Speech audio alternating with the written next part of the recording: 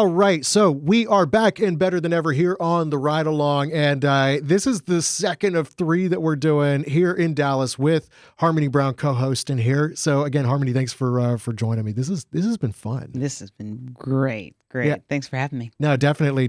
And we're talking about something really, really interesting today to jump right into it, because the real estate culture is so different now than it was pre-COVID. I don't know how this affected you guys. I can speak from the Washington, Virginia, I can speak from the Washington, D.C. and Northern Virginia area, but things got nuts during COVID. I mean, did you guys see that down here? It was absolutely crazy. Homes were flying, the amount of offers that were being submitted, everybody was trying to buy a house, and we couldn't keep up with inspections. And yes, they were being waived, but we were still crazy. Yeah. I mean, I had 413 inspections that I did just by myself in 2020, I think it was, or was it 2021? But it was still kind of in that COVID bubble, and it was nuts, because the thing is, I had that much work, but as we're going to talk about with our guest today, there was still so much work that was left on the table. I mean, the number of inspections that fell through or got canceled or waived, when I was talking to realtors, I'm like, I could have easily been up around 500 or more. Easy. Yeah. Absolutely. So, I mean, what were you guys doing numbers-wise back then? Oh, my gosh. In 2020, we were trying to break 18,000 inspections annual. So, I mean, that was an amazing year. And that was way up. That was like 4,000 from the year previous of growth. So 14,000 year prior. So it was a lot. It was a lot of business. Yeah. And this is something that's still, the reason we're talking about this is because it's something that's still infecting. The reason we're talking about this is because it's still something that's affecting the home inspection industry today, because it's still a seller's market, right? That's right. Inventory is still way down. And then on top of that, the NAR deal or NAR deal that's gone through is really going to, well, it has inspectors concerned. Like, what's the blowback going to be on us? And all of these questions are kind of coming to this head of a topic in terms of, are home inspectors and home inspections really still essential? Or more importantly, how do we keep them essential? So I'm excited to talk about that today. I'm so excited to have it today. We've got to dive into it. We've got to understand, how are we going to hold our stance? What are some of the things that we need to be doing and thinking about as we run our businesses in the larger picture, outside of just us as individuals? How do we influence our communities, state level, national level? Yeah, and one of the things we're going to be talking about today is some of the legislation that's been passed in Massachusetts and New York that's really geared to protect the home buyer and their right to continue to have a home inspection. So if you're a home inspector up in Massachusetts and New York, we would love to hear your story about things that you're doing to make sure that, one, you stay in front of the client, that you seek to stay relevant, and how some of this legislation up there has affected you positively, negatively, what you're excited about with it. So feel free to send in an email with a testimonial if this has affected you in any way. And you could send that to bradleylowry@porch.com. We'd love to hear your story. So. And our guest today is actually somebody that, Harmony, you've known for a little while? Yeah, I've known Isaac for many years, actually. I was looking for home inspectors, and I thought maybe I should try to run an ad in Working RE, because I absolutely love that magazine. The content is fantastic, and a lot of great people have come in there. Ruben Saltzman, who I admire a lot. And so because the content's so good, I ran an ad maybe in 2019. Was my first time, and I've done some email blasts with them. So love Working RE, and I'm an OREP client as well. So their insurance customer service is fantastic. Love working with those guys. Yeah, so I'm excited to introduce you guys to Isaac Peck. He is the owner of OREP now. He acquired it 3 years ago, but he's been with them for 13 years total now. So he's definitely somebody that's well-versed in protecting home inspectors' interests from a legal perspective. And again, one of the top home inspection magazine productions in the country. So if you haven't subscribed to it, you definitely should. I still enjoy getting a magazine now and then. Me too. Like we're in the PDF age, but there's something that's like still fun about like holding like a tangible, piece of publication. Absolutely. Yeah. Right. And you get to keep it forever, right? It's not like buried in our email somewhere. Or it could be Firestarter at some point. I don't know. Yeah, I've used it for that too. Ladies and gentlemen, without further ado, let's introduce Isaac Peck. Isaac, thanks so much for joining us today, man. Yeah, welcome, Yeah, thanks Isaac. for having me. Nice to see you, Harmony. You too. You too. So glad to have you here. You and I have had a great relationship over the last couple years. I have been an advertiser in working RE. We absolutely love to do it. You don't see a lot of local home inspection companies in there, but we've enjoyed our time with them. They always take great care of us. We've done email blasts together, and the content and working RE has been great. And then OREP as well. I actually think you guys do some of my insurances for me as well. So thank you so much for having us. Glad to have you here. Yeah, thank you. Thanks for inviting me. Yeah, tell us a little bit about yourself for the listeners that don't know you, that don't know about OREP. And I mean, I'm sure they've probably seen Working RE magazine. It shows up in my mailbox, and honestly, it is a top-notch production. So tell us a little bit about yourself, Isaac. Thank you. So my name is Isaac. I've been working with home inspectors for over 13 years. And, like you said, we publish Working RE Home Inspector. We print and mail 30,000 copies of every issue of that. And that's, very much focused on bringing the latest news and information and marketing and risk management tips to home inspectors all around the country. And then in the work that we do at OREP, we provide liability insurance and risk management to home inspectors. And we serve around 2,000 home inspectors nationwide. And we get to kind of be on the front lines with the home inspectors, defending them from frivolous claims and helping them lower their liability and protect their businesses. No, and the content that you guys publish, it's really tailored towards specifically just that, risk management and how to help home inspectors kind of look out for their businesses. And honestly, I was blown away by one of the articles that I just kind of got a teaser of from you in the upcoming issue. So, pay attention and keep an eye out for it, guys. But it's all about the kind of the modern trend that we're seeing in the real estate industry with waiving home inspections. And this is something that I've seen firsthand back during COVID when I was actively home inspecting in the Washington, D.C. area. I'm now based down in Tampa, Florida. But it was a common practice. It quickly became a common practice for home inspections to get waived as part of submitting a competitive offer. And, honestly, if a buyer came in and they had a contingency on there, their offer was immediately thrown out. And so I ended up doing a lot of these inspections where it was information purposes only or a walk and talk style inspection. But you guys go in depth about some measures that are being taken right now to kind of protect home inspectors and, more importantly, protect home buyers so that the home inspection maintains its intended purpose of educating the home buyer about their purchase. Can you fill me in a little bit about kind of the background on that? Yeah, absolutely. So the cover story for the fall issue that is being mailed right now, so home inspectors should get a copy in the next couple of weeks, is about home inspection waivers. And like you said, the home buyers were waiving home inspections en masse during the COVID-19 boom in 2020, 2021, and 2022. And in some markets, home inspectors estimate that up to 80% of all home inspections were waived, right? The market was just so wild. And NAR's own numbers have the number of home inspections that were waived during COVID between 20 and 30% nationwide. So the back of the napkin math on that is, if we look at all of the purchase transactions that took place during those years, I think in 2021, for example, and you take, I think the number we used was, let's take an average of 24% of transactions waived the home inspection. That's about $740 million in a given year of lost home inspection revenue. And if you kind of divide that over the number of home inspection firms that we think there are, and I'm not really sure how many exactly there are, right? But it pencils out to around $30,000 a year in lost revenue for home inspectors.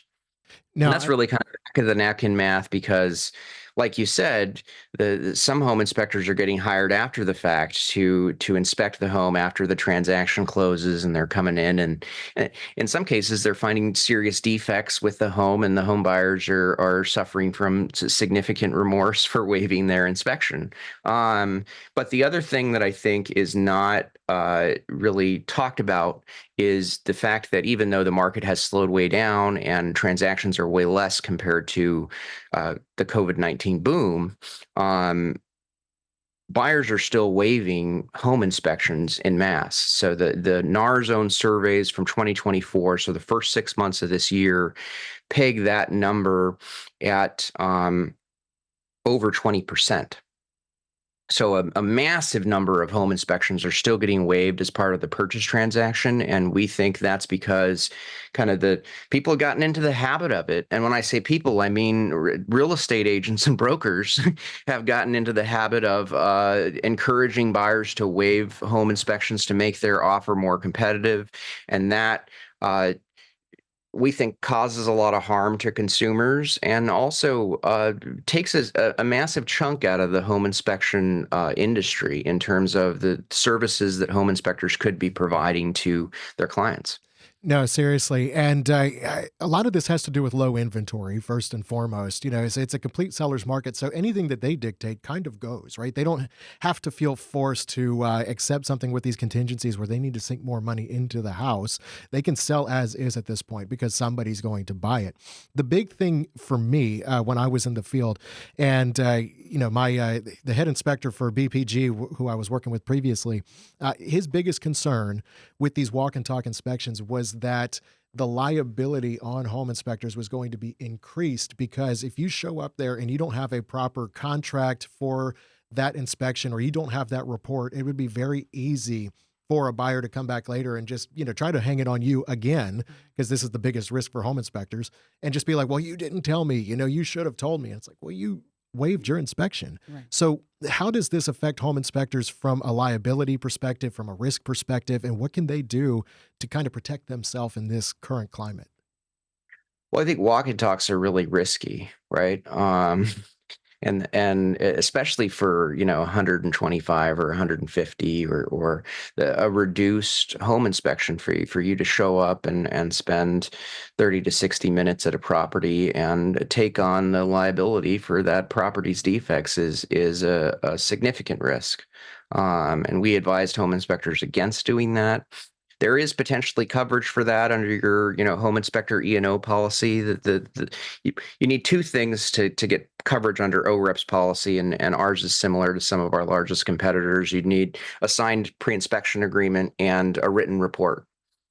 Right. So you need to produce some kind of thing in writing after you do the walk and talk that says, hey, we talked about this. We talked about how limited this is. We talked about how I really can't find many defects in 30 to 60 minutes. Here are some things that we did identify, and good luck. Right. So some type of written report is necessary for coverage to be effective for home inspectors from a liability standpoint, but it's a lot of liability for you to take on for a reduced fee. I don't even think, Isaac, when I think about it, I don't even know. I mean, I understand wanting to take the opportunity of business that's in front of you because sitting on the couch doesn't make sense. And at least this gets you in front of the client. But there's got to be a way to turn $150 to $250, which, by the way, is not a profitable amount of money to provide a service at. I'm sorry, it's Right. not, unless you're doing high volume in like a pest control service. Yeah. Right? When I can make 15 to 25 stops a day of that, sure, okay, that makes sense. But we know with inspections, it's supposed to be 30 to 60 minutes. It's not really that limited. It doesn't ever happen. We know it doesn't happen. So how do we turn something like this walk and talk into, number one, protection, which I love that you just said, because we do need to get something in writing, and definitely that agreement. But then next, what's the follow-up service that needs to come after, I would say, once the buyer moves in? Do we come back and do a full inspection after the fact with some maintenance tip? Here's some, really good things to look out for. Because I still think that no matter what, if you're purchasing a home of $300,000, $400,000, $1 million, whatever, that's too large of an investment to not have a full evaluation of the home. Yeah, absolutely. I mean, I think doing post-purchase home inspections is the best that some home inspectors in really competitive markets can hope for, right? And thankfully there has been that kind of business, and the home inspectors who have been proactive in that regard were able to capture additional revenue share that they might have potentially lost out on. One of the things that our story talks about is legislative solutions to this issue, right? So Massachusetts has actually passed a law in their state legislature that makes it illegal to condition the purchase and sale of a home based on the waiving of a home inspection. So in other words, the waiving of the contingency is no longer part of the purchase agreement in Massachusetts. And it's also illegal to make kind of side deals in terms of, oh, you're not going to inspect the house, are you? Because, that type of thing. And so the law has been passed in Massachusetts. Some changes were made to it as it was pushing towards approval, and we're not quite sure how it's going to be interpreted or implemented. The regulators in Massachusetts now get to decide, how exactly they're going to implement it. But I think it's kind of a landmark thing in terms of protecting the consumer and ensuring the right to a home inspection. Right. In Massachusetts. And we talked to some folks in New York as well who are working towards similar legislation in New York. And I think it's something that home inspectors might want to be aware of, look into, and possibly consider moving in that direction in their own states and working with other home inspectors to, protect the public, ensure that they have the right to inspect the home, and help them achieve that. And then, also I think it's good for home inspectors to ensure that consumers have those rights protected. Now, could you answer this question possibly? When I was reading the article for one, and kind of the details on the legislation that it provided, are these really effective solutions, or is it really more of a symbolic kind of a legislation? Like, are there actually going to be penalties if somebody does discriminate, or is it just simply saying you shouldn't? Can a buyer or can a seller basically still have their piles of offers? Is this offer going to be contingent? Is this one not? Can they choose to discriminate per se? Or again, is it mostly a symbolic kind of a legislation? So I don't know that I personally think that we can kind of legislate ourselves to a right and just world, right? Or that just because there's a law or a rule that means that the problem's solved. I think that a culture has been created because of low interest rates and super competitive market conditions where it's become the norm to waive the home inspection in many cases. And then even now, when the market is really slow and real estate professionals are suffering all over the place, that buyers are still being encouraged to waive home inspections in 20 to 25% of transactions that are taking place today. So I think taking it to the legislature and making it an issue and talking about it amongst the real estate community, all of that is a valuable effort that's kind of helps start the conversation and potentially protect consumers, perhaps gets real estate agents and brokers to reconsider the movement that they've been pushing to waive home inspections. And in terms of the laws, the practicality of the law in particular, the implementation part, remains to be seen, right? I don't know any regulators in Massachusetts. I don't know how effective they are. I don't know how they're going to end up interpreting it. But I think it's probably a step in the right direction. Well, and I do agree with you. I think this is a step in the right direction from the simple fact, too, that this sort of legislation, I don't believe would exist unless this also protected the realtors. I really have great concern for my agents who have to have these inspections waived. There's these large contingencies because at the end of the day, we as the inspector are there to protect the agent too. We are a major stopgap from their clients coming back to them 2 years later and saying, hey, I didn't know that there was all this hail damage on this roof. I didn't know that this foundation needed $15,000 worth of work. I didn't know. Where are the agents being protected if these inspections are waived? It's not there. And so I believe that together we have to continue as an industry educating our agents on how they are for $1,000 moving all of this liability off of themselves and onto us, the professionals, who really are the authority on the health of the home. You give that over to us. You let us do our evaluations. You let us do all of the inspections that are needed on this home to give that extra safeguard. So now you've protected this family who's going to live in this home. You've protected the brokerage. You've protected the agent. And ultimately, I think it makes the real estate industry healthier as a whole.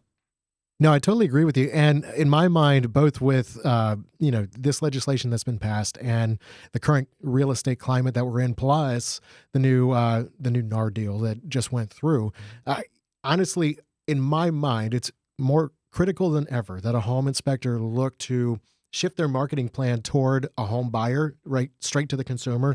I mean, the realtor for the longest time has been the stopgap or kind of the gatekeeper for the home buyer. But if we can shift our marketing strategy to where we are elevating our value to the level of the realtor as in terms of essentialness, I feel like that helps to basically offset some of what's going on right now. Is that something that you would agree with, Isaac, or what's your view on that? Yeah, absolutely. I mean, you're from Texas, Harmony. So Texas was the first state to license home inspectors and to require that they carry E&O insurance, right? And the realtors have a duty to disclose and a duty to investigate a property. And the birth of the home inspection profession is in part because of lawsuits that took place in the 80s and the late 70s against realtors. And so for them to join a movement to waive the home inspection, I think is super short-sighted, and it creates a lot of liability on the realtor side for the listing agent and for the buyer's agent, and it makes them the primary target because there's no home inspector in the deal, right? If there's something wrong with the house, why the realtor has a duty to disclose and investigate defects with the home, and their liability has definitely increased on all the transactions where a home inspector wasn't involved. Absolutely. You're spot on there. And, when we think about what the NAR ruling has done, agents already have this additional pressure to disclose, right, what they're making. And so we know that now. How do we take that opportunity where, okay, agents need to provide more value? So waiving an inspection is not providing more value. I see that as the complete opposite. But then we need to get out there in front of the consumers and really make them educated on how all of these things really work together. Because there are so many steps in that. But taking those steps, Isaac, what is it that you think we as individual inspectors and inspection owners and day-to-day operators can do to continue to get the message out about how valuable this health assessment of the home is and trusting in the authority of the home inspector to come in and do this evaluation for them? I mean, I think the home inspectors who have gone viral on, TikTok and social media, I've tip my hat to them, right? I think that does a service to the public and to the home inspector profession in terms of all of the things that can go wrong when you buy a house and discovering potential home defects. So kind of spreading the word however a home inspector can in terms of what a home inspector is bringing to the table, how they're adding value, and the importance of the service that home inspectors offer their clients. I agree. Yeah. Now, on that specifically, there's one inspector that comes to mind out in Arizona. I don't know. Are you familiar with Cy Porter? Yeah. Okay. Yeah. So he deals a lot with new home builders. And I, again, previously inspecting in Northern Virginia and Washington, D.C., licensing in the state of Virginia, as I was aware of it, kind of came about because of lobbying from the builders. And there's a lot of new construction in Virginia, as much as there is in Texas.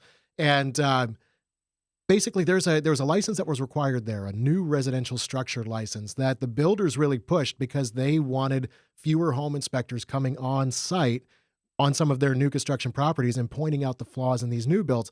That's exactly what Cy does out in Arizona. And some of this has actually triggered, at least he's highlighted some of it, a little bit of a legal controversy for him. So is that something that OREP has had to address as far as mitigating or helping home inspectors protect themselves from builders as well in this kind of a climate right now? Or can you speak to that?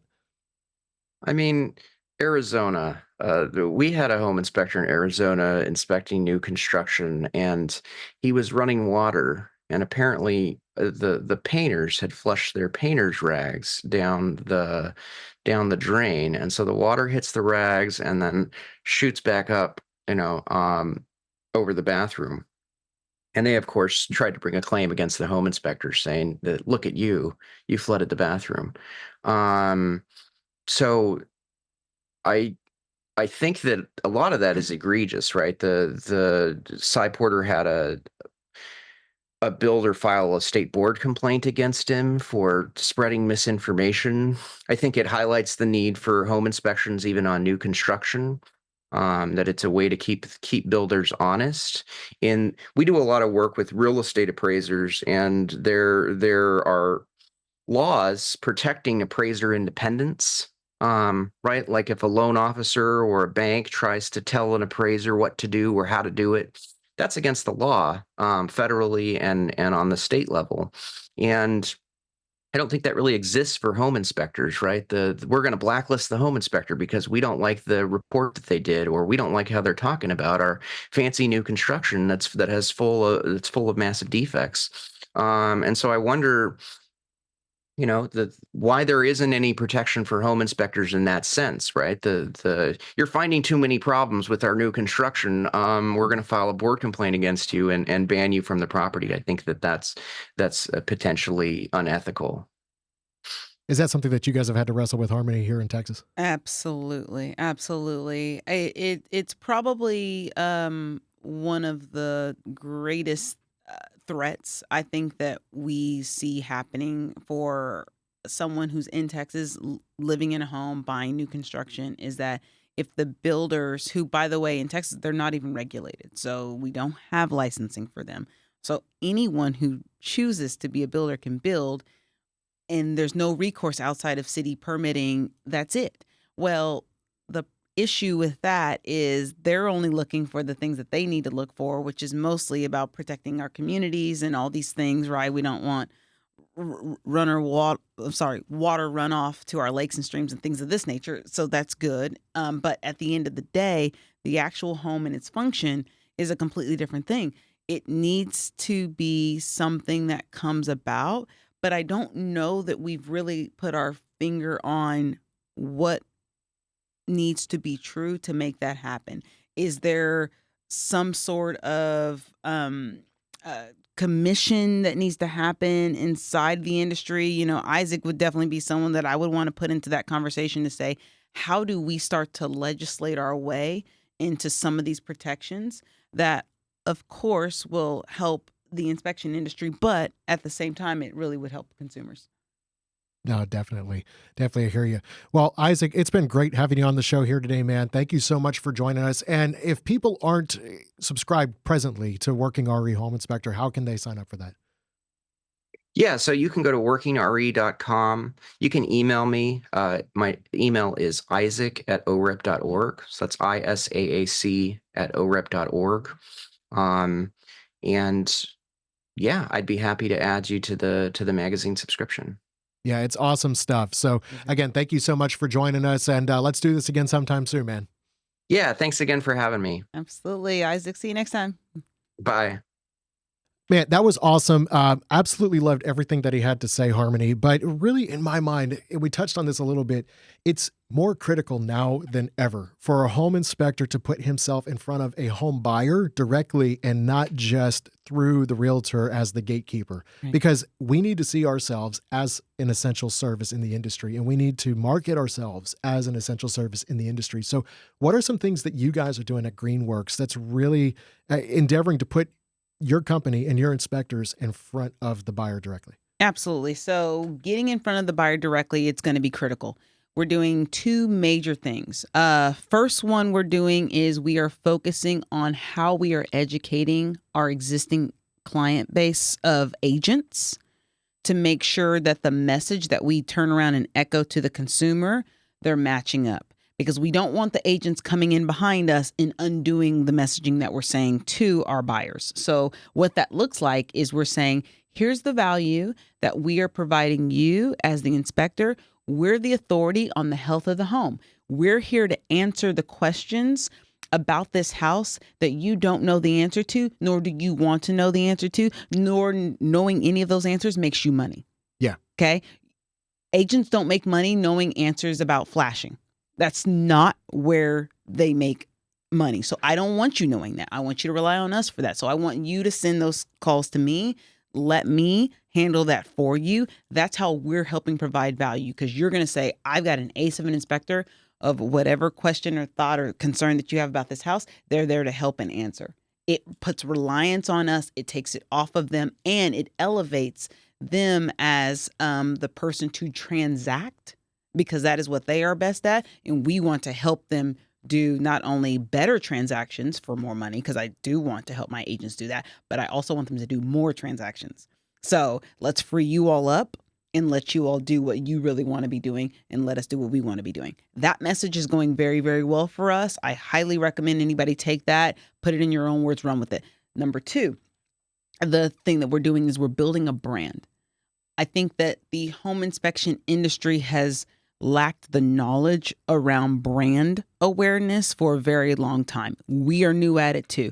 Your brand is not a website. It's not your business card. It's not you going out and shaking hands, right? And networking. That's not branding. Branding, you can think about it as what is being spoken about you when you and your company are nowhere in the room. Think of it that way. Like, is your name known for something? If so, like I will tell you all success. I tell you a success story of a competitor in my market right now. They are infrared strong. Like, they use thermography and their knowledge of that as the thing that they are known for. So when people think about, man, like I really want to kind of know what's going on behind the walls, like Eagle inspections may be really, really, well, they are really, really good at that, for instance. And so you give yourself something that you can tilt your hat to, but you have to produce content around that. And that's where you start winning on brand. Yes, absolutely. And honestly, I think like content is the biggest thing, which again, for some inspectors, it's tough to kind of realize what I'm supposed to just take my phone and take pictures, take videos. Like, yeah, you're using that. You are your best marketing platform at this point. Basically, you can directly access the buyer just through your phone, man. Right. Just and again, it doesn't have to be anything fancy. It doesn't have to be anything super exciting. Some of the biggest names in social media right now on the home inspector front, their stuff is so organic. Like Austin Jenkins, a buddy of mine, he just told me before, he's like, I don't put a video together if it takes me more than 3 minutes to do, right? But that kind of stuff reinforces your brand. And again, we're in an era where, again, we were just talking with Karam Shahzad in the previous episode, where buyers are looking directly for you online, and Google results are going to bring your name up to the top of the pile if you are doing your online marketing correctly. Right. And so you have to do all of these things that's basically elevating your name in the search engines, you know, where you're coming up on the top of the pile. And so you don't need a realtor to gatekeep for that. These are all things that you can be doing so that you have a relationship directly with the buyer. Word of mouth is still huge. It's still huge. Yeah. Even during COVID, I had buyers that would use me for one pre-offer evaluation, aka a walk and talk. It's not what we called it back then, but they saw the value just in one session with me, 2 hours on a property, and they're like, you know what? I want to bring you back, and I'm going to recommend you. And so again, Google recommendations is a huge thing as well. These are all things that are a workaround for the system right now, where you can directly connect with the buyer. So could not agree more. And just a couple other things to add to that, because Brad's absolutely right. Put the camera up there, shoot the content. Other things to do, ask your clients to post about you on Nextdoor. Nextdoor's huge. We've been working that for a long time. You can own communities through Nextdoor. Also, get your 5-star reviews out there. That's a good way to get in front of consumers, build a consumer brand. We've heard about that for a long time, but keep doing it. And even your neighborhood Facebook pages. Okay? Oh, Facebook still has a place, yeah. It definitely does. So those of us who live in communities, large ones, we rely on our neighborhood Facebook page. We're active in them, and we go there all the time for referrals and recommendations. If you can get your name in those communities and get people to start sharing about you or knowing you, you will get more calls, you will get more inspections. Yeah, so we want to hear a little bit about what you guys are doing to kind of keep your name top of the pile, to keep yourself in front of clients. And again, as I said at the top of the episode, you know, if you are basically working or interacting in an area where some of this new legislation to protect the consumer's right to an inspector, if that's in place in your neck of the woods, we want to hear about your stories dealing with that as well. So feel free to send us a story from the field, picture from the field. We love to hear all of it. So again, reach out, BradleyLowry@porch.com. Be sure to subscribe to the show. Be sure to sign up for Inspection Fuel, because Harmony, again, you're going to be guest speaking there. Actually, You're not guest speaking, you're keynote. Yeah. I'm keynote. That's going to be awesome. And we can't wait to see you guys there. Reach out to us, as I said. And, you know, we might even be able to do like a Facebook Live at some point. I love it. Where you can connect with everybody. I would love to do that, like a virtual happy hour. Heck yeah. Virtual happy hour. Let's do that. That'd be cool. Looking forward to it. Looking forward to seeing you guys right here next time on The Ride Along. We'll see you then.